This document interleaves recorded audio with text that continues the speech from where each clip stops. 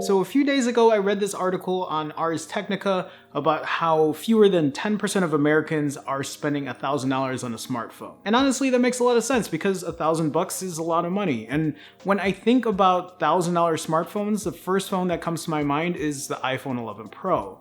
And then there are outliers like the Galaxy Fold that cost almost $2,000. But then the other day at TechCrunch Disrupt in Berlin, the president and chief strategy officer of Samsung Electronics, Young Sun, had this to say. And I think that the point is, we're selling millions of these products there. There's a million people that want to use this product at $2,000 each. How many of those have you sold? As I said, it's about 1 million products. 1 million. Yeah. You sold 1 million. And in my head, I was like, don't bullshit me.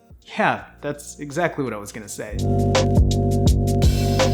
So then The Verge put out an article about how Samsung said it really didn't sell 1 million Galaxy Folds. And that, quote, Sun may have confused the figure with the company's initial sales target for the year, emphasizing that sales of the tech firm's first foldable handset have not reached 1 million units. The article also added that the company did not clarify how many Galaxy Fold devices have been sold, but it earlier said that it targeted 500,000 units for this year. Now, I didn't make this video to bash on Young Sun about incorrectly saying that they sold 1 million Galaxy Folds at $2,000 a piece, but I'm actually here to talk about when Samsung will actually sell 1 million of these devices, because I'm sure they will. It might not be right now, but eventually they're gonna do it later down the road. Because the one thing I give Samsung credit for is its continuous ability to innovate. They might not always do it right, and the new features might be gimmicky or cheesy, but the hope here is that the innovation sparks new and better technology. The only real problem is it's done at the cost of the consumer.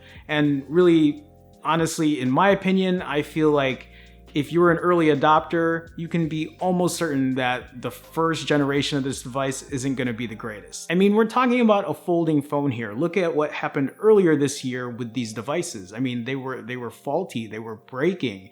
And so my recommendation, at least for people who don't have deep pockets, who can't be really an early adopter, is to wait for the second or third generation. Because the nice thing is, when these next gen units arrive, they're gonna come at a lower cost, especially when it becomes more commonplace. And hopefully they'll fix these bugs, they'll get the kinks out. But I'm actually curious about what you guys think when it comes to a device like this. Because I know there's certainly a market. It might be niche, but there's still a market for it. And the question is whether or not this actually becomes kind of a mainstream thing. Guys, if you like this video, please consider supporting me on Patreon. Your support helps me make daily videos, it'll help me buy new phones so I can keep making camera comparisons, and for just $1 a month, you'll get your name in every single one of my videos, and you'll get full access to my behind the scenes posts on Patreon. For $3 a month, you'll get high quality Phone Jerome stickers, plus all the $1 perks. Anything more will get you entered in various giveaways, and more. I've left the link in the description to my Patreon if you'd like to check it out, or just go to patreon.com/Jerome Ortega. With that being said, I'd like to thank Jimmy from Spain for being my newest patron on Patreon. Thank you so much for your support. Finally, check me out on Instagram at Phone Jerome, where I post daily, and on Twitter at Phone Jerome, where I should post daily, and that's it. I'll see you guys in the next one.